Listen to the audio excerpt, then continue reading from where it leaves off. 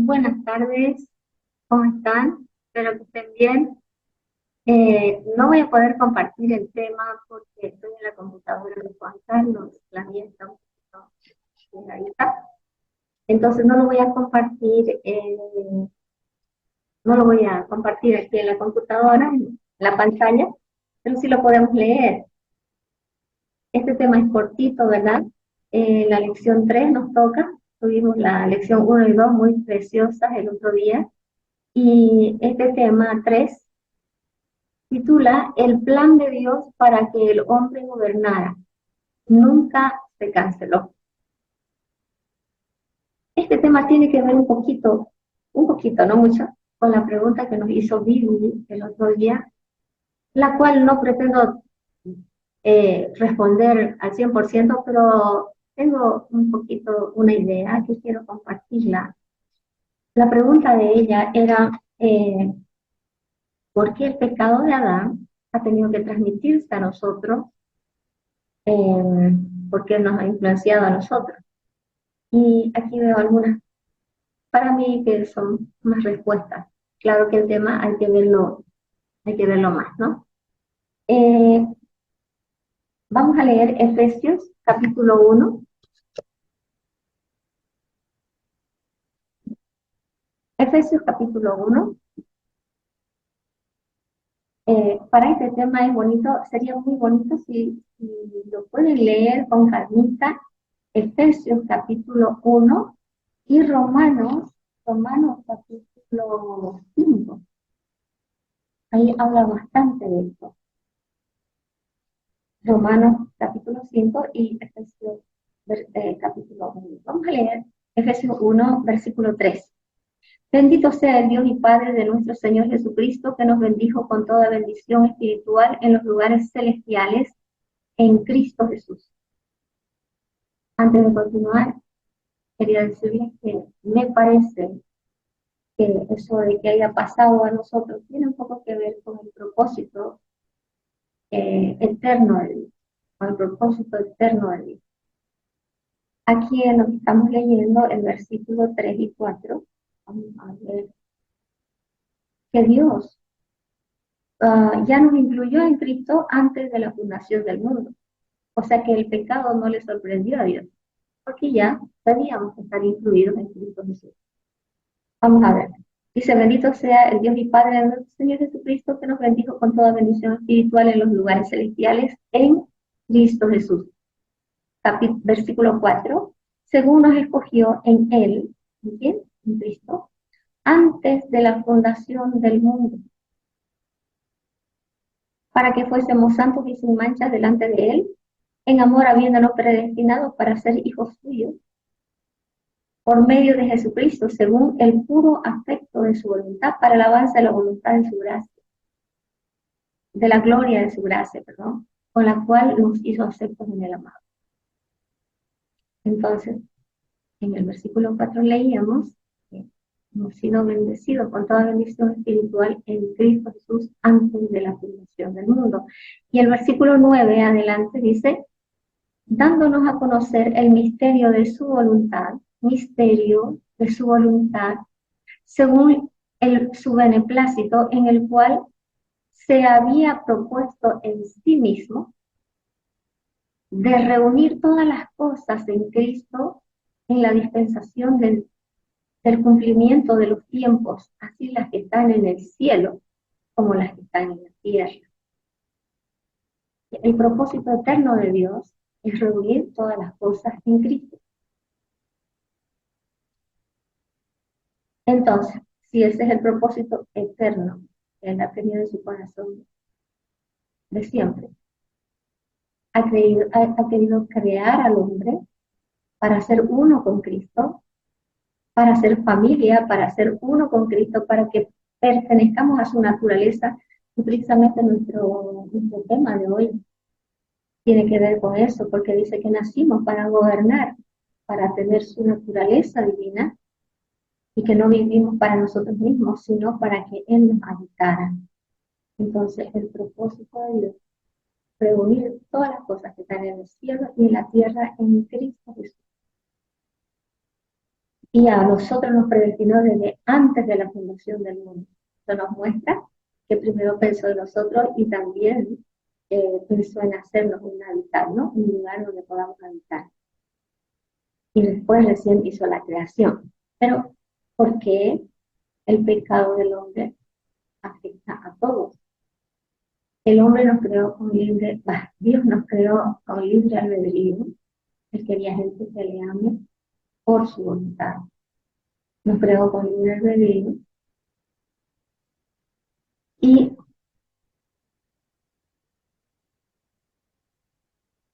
nos creó con estos propósitos de ser habitación de Él. Por eso nos ha hecho una obra tan sorprendente y maravillosa en el hombre, hacer un ser que le ame, no por obligación, sino porque le ha conocido, al cual Él se ha revelado, y pueda ser su portador, pueda ser su reflejo, para reflejar a Él. Precioso, precioso propósito. Pero a este hombre, aquí viene el asunto, a este hombre le dio autoridad sobre su creación, sobre la tierra. Le dio autoridad en todo, para gobernar, para sojuzgar. Y es ahí que hay un versículo, a ver, Romanos 5:12 dice, por tanto el pecado entró en el mundo. O sea que el pecado no solo entró para todos los hombres, sino para todo el mundo.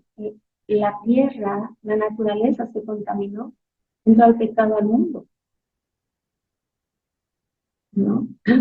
Por tanto, el pecado entró en el mundo. No solo que nos transmitió el pecado a nosotros, los humanos, ¿sí? Por eso dice que aún la tierra gime, esperando la manifestación gloriosa de los hijos de Dios, hasta que se cumpla el propósito completo de Dios. Y por eso nuestro tema dice que el plan de Dios para el hombre, el plan de Dios para el hombre era que gobernara. Y ese plan no se ha cambiado, sigue adelante y está haciendo. Entonces, ¿por qué se transmitió? Porque entró al mundo, a toda la creación, porque al hombre se le dio autoridad, derecho sobre todo. Y entonces, ¿a quién se sometió el hombre? Sometió todo. Nosotros nos sometemos a quien le obedecemos. Jesucristo le dijo a los judíos, ustedes son de vuestro padre el diablo, porque las obras de él hacen. Cuando ellos estaban acusando a Jesús que era del diablo, él le dijo, ustedes son hijos del diablo. Estoy parafraseando, porque las obras de él hacen. Entonces, a quien uno se somete, ese es su Señor. Entonces, el diablo no vino a obligar por la fuerza, sino vino y engañó, persuadió y hizo caer al hombre. Y ahí tomó autoridad en la tierra. Pero el propósito de Dios no está truncado y sigue adelante. Entonces, ¿por qué pasó? Porque la autoridad que Dios nos dio como humanos, el derecho, la autoridad que Dios nos dio, hizo que toda la descendencia y todo lo que estaba bajo el hombre se contaminara. Eh, Me parece un poco la respuesta. No es completa. Habría que estudiarlo más y ver otros puntos también. Pero ahí esto tiene que ver con nuestro tema. Bueno, dice, vamos a leer Lucas 19:10, que tenemos en nuestro tema. Si es que están en su texto, puedan leerlo, por favor. Es tan cortita, es solo una plana esta lección y vamos leyéndola, ¿ya? Lucas 19:10 dice, porque el Hijo del Hombre vino a buscar y a salvar lo que se había perdido. Entonces no se perdió del todo. Es más, se ciernen los que quieren a Dios, los que aman a Dios, los que aceptan, sí bien. Y los que no quieren, lastimosamente, no. Alguna vez yo le dije a Dios, ¿por qué, Señor? Usted no nos deja opción, porque o le seguimos a usted y nos va bien y todo es bien, y si uno decide que no, pues todo es mal y es muerte y es un caos. Y como que Dios no me ha dado otra opción que seguirle, pero es que fuera de Dios no hay nada bien. Fuera de Dios no hay nada bueno. Mucho, mucho más para nosotros los humanos. Fuera de Dios no hay nada bueno, porque fuimos creados para manifestar su gloria. No podemos hallar otra cosa mayor, mejor, perfecta. Y bueno, eh, entonces,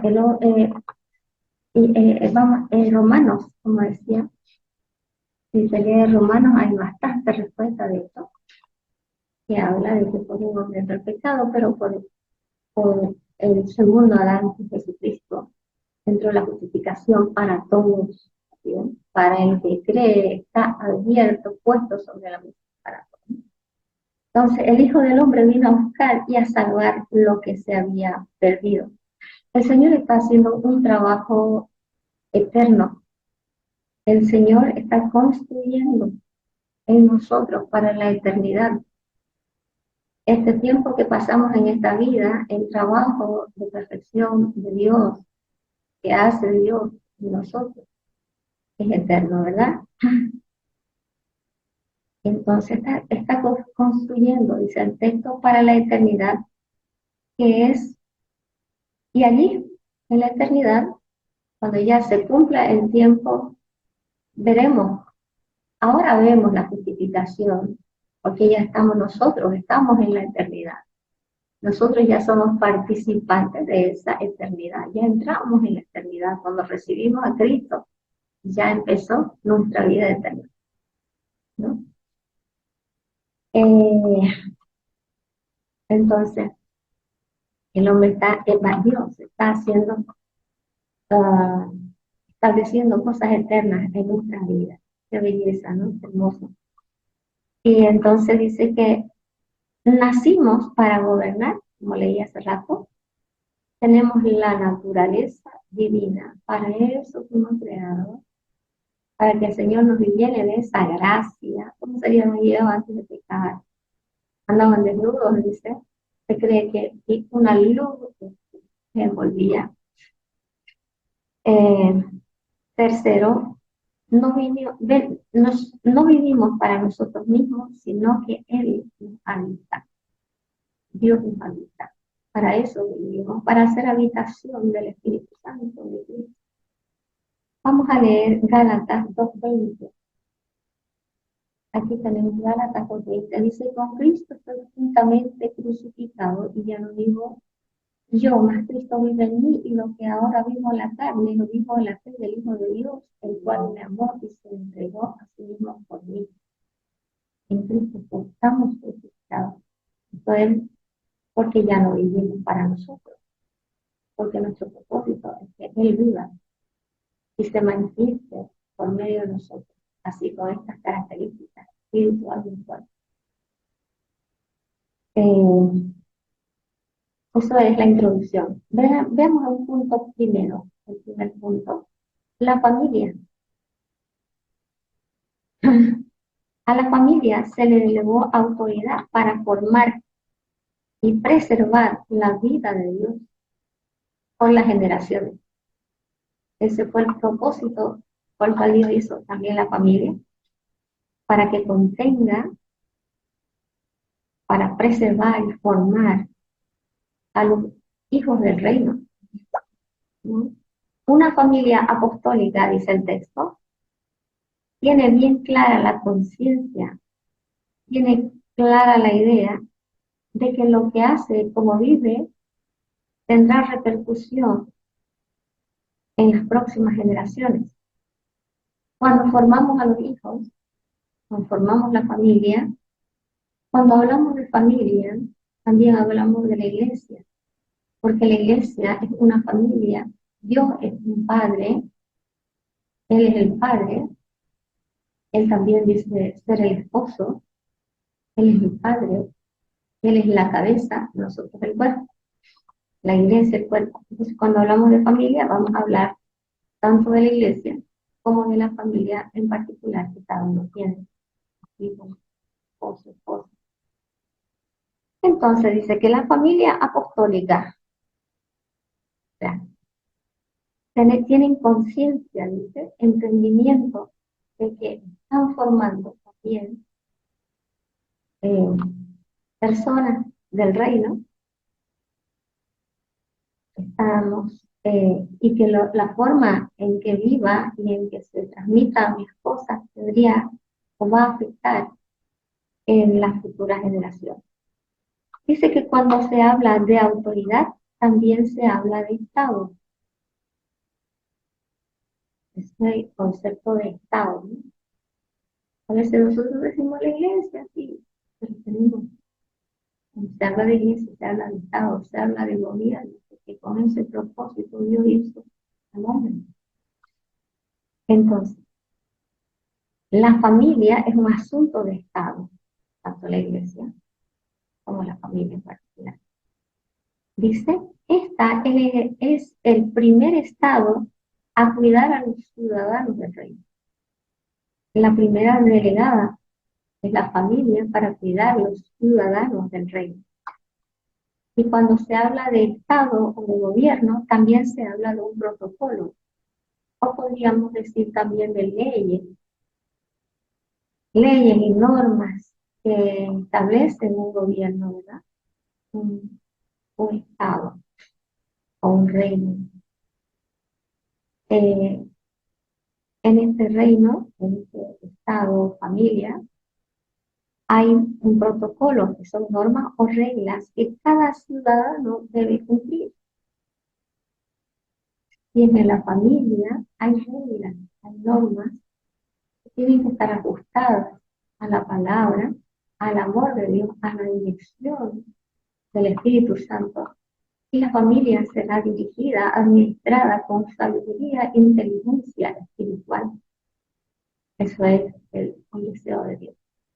Y eso es lo que nosotros los hijos de Dios estamos llamados a hacer. Entonces, dice el texto, pero a veces por la familiaridad que existe, a veces no se presta la debida atención a las verdades eternas. No se presta atención a algunos mandamientos, a algunas verdades que Dios dice.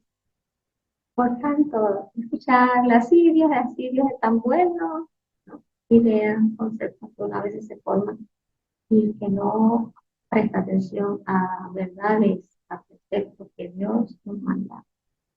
Hoy nos estaba leyendo el Salmo 73. Y wow, cómo ese salmista pedía por su pueblo, porque habían estado avasallados por los babilonios y era muy duro el trato. Fueron años de esclavitud, años de maltrato. Pero Dios les había dicho antes, les hablaba por profetas, les hablaba así. Y no prestaron atención a eso. Mucho descuidaron, cayeron en paganismos terribles los reyes. Y ahí cuando estaban siendo disciplinados por Dios, le dicen, Dios, ¿cómo no va a escuchar? Porque no nos escucha, no manda a los profetas. Pero ya Dios les había venido. Apresaron ellos a los profetas que les hablaban, que les hablaban lo correcto. Entonces a veces uno descuida mucho de algunos preceptos, algunas cosas que son importantes de tomar atención para ejecutar en la familia. Hoy la Iglesia-Estado está ocupada en la formación de familias que viven y se desarrollan conforme a un protocolo divino, a unas leyes, a unas reglas. Como decíamos en la oportunidad, el Espíritu Santo ha puesto sus leyes espirituales en nuestros corazones. A veces uno la no presta atención. Entonces, la iglesia, está ocupada, dice él, ¿no? Ese es el propósito de la iglesia, formar, dice que hasta que todos lleguemos a la estatura de Cristo, a entender, a conocer y a ser transformados. Dice que mirando cada descubierta podamos ir conociendo a Dios. La dimensión de estado es generacional, trasciende ámbitos y trasciende tiempo. Si la iglesia, imagínense cuántos años viene la iglesia. ¿De cuántos? Desde la creación, según la palabra. Viene Dios manifestándose. Algunos han hecho muy buena labor, por eso estamos aquí. La dimensión entonces de estado es generacional. Tenemos que mirarlo así. Y el propósito de Dios se va a cumplir. En que Dios va a levantar generaciones que puedan expresarle y de esa forma cambiar y retomar lo que se había perdido también. Ya el Señor ya venció, ya conquistó. La iglesia le toca recoger eso, ¿no? Ah,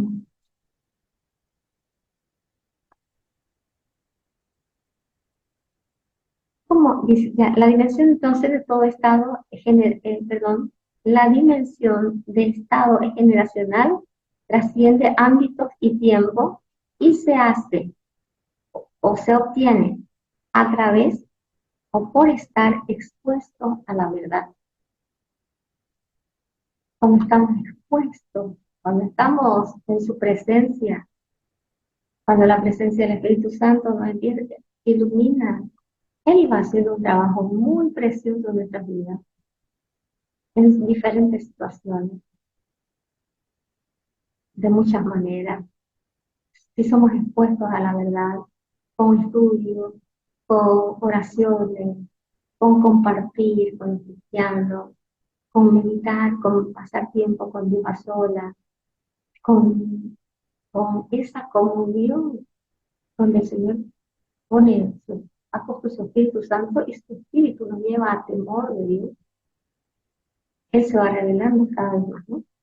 Entonces, pero aquí simplifica y dice, y se hace a través, por estar expuesto a la verdad, a Cristo. Esa es también la verdad. Las familias no podemos tomar decisiones enfocadas en realidades naturales. ¿Qué vas a estudiar? No, a ver, depende, miraré. Está bien, hay que mirar, pero también hay que orar. Que nos dirija el Señor.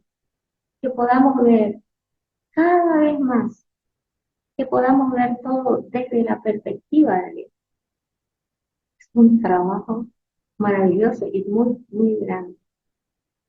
Que cada vez nosotros, para empezar, empecemos a ver a la gente desde la perspectiva de Dios. El trabajo desde la perspectiva de Dios. El dinero desde la perspectiva de Dios. Nuestras relaciones interpersonales, sociales, desde la perspectiva de los hijos, desde la perspectiva del esposo, la esposa, desde la perspectiva de este mundo, estos sistemas de este mundo, como lo hablaba previamente, nosotros también, muy fuerte, la corriente de este mundo, muy fuerte. Por eso uno que se mete en política se embarra por allá, ¿no? Siendo cristiano, tiene que ser muy llamado y fuerte para que se meta. Y es bueno que se meta, pero quiere ser llamado. La corriente de este mundo, fuerte, pero más poderoso Dios. Poderoso Dios, que venció el pecado, la muerte y al mundo. Entonces en él tenemos victoria.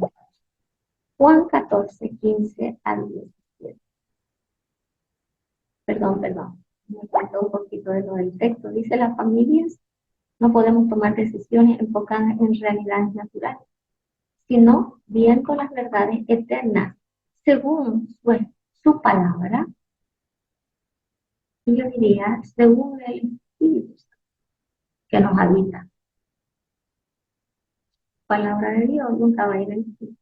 Entonces, viendo las verdades eternas según su palabra, según el Espíritu Santo también, que creó la palabra. Juan 14, 15 y 17. Dice así: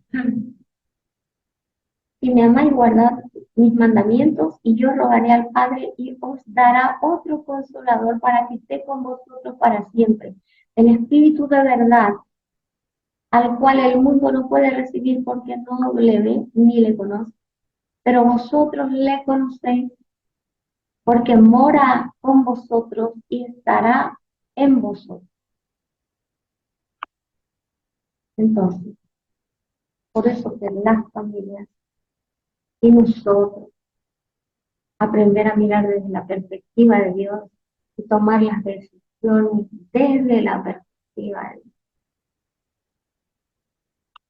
según su espíritu, según la palabra, ¿no? Según el consejo de Dios. Y, y, um,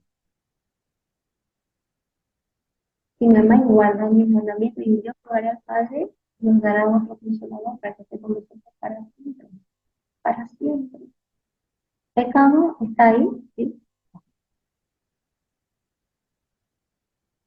El cual el mundo no puede recibir, pero porque no le ve ni le conoce, pero ¿sí? Porque mora con nosotros, está en nosotros. Dice que nos guiará a toda verdad, el Espíritu Santo. ¿Qué consejero? Es también otro nombre del Espíritu Santo, es consejero. También es paracleto, es como un abogado. ¿Qué consejero tenemos? ¿Cuánto necesitamos prestar atención a la voz de Dios, a la guianza de Dios?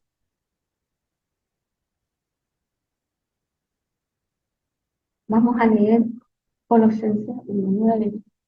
Dice, por lo cual nosotros, desde el día que lo oímos, no cesamos de orar por vosotros y de pedir que seáis llenos del conocimiento de su voluntad en toda sabiduría e inteligencia espiritual. Por esta causa te dejé en Creta, Tito 1:5. Por esta causa te dejé en Creta para que corrigieses lo deficiente y estableciese ancianos en cada ciudad, así como yo te mandé. Colosenses 1:9 decía, por lo cual también nosotros, desde el día que lo oímos, no cesamos de orar por vosotros y de pedir que estéis llenos de ¿qué? Del conocimiento de su voluntad, porque su voluntad es agradable y perfecta. Agradable y perfecta, su voluntad. A veces algunas cosas parecieran no tan agradables en el momento, pero después qué satisfacción hay cuando uno vio que venció y venció con él. Y el otro versículo hablaba de corregir lo deficiente. Aquí, para finalizar, el consejo del escritor del texto dice, papá, mamá, corrija lo deficiente. Porque lo que hoy deja pasar, mañana hará llorar. He visto algunos cristianos, alguna gente que no prestó atención mucho cuando mis hijos eran chicos o adolescentes, pensando que estaban bien.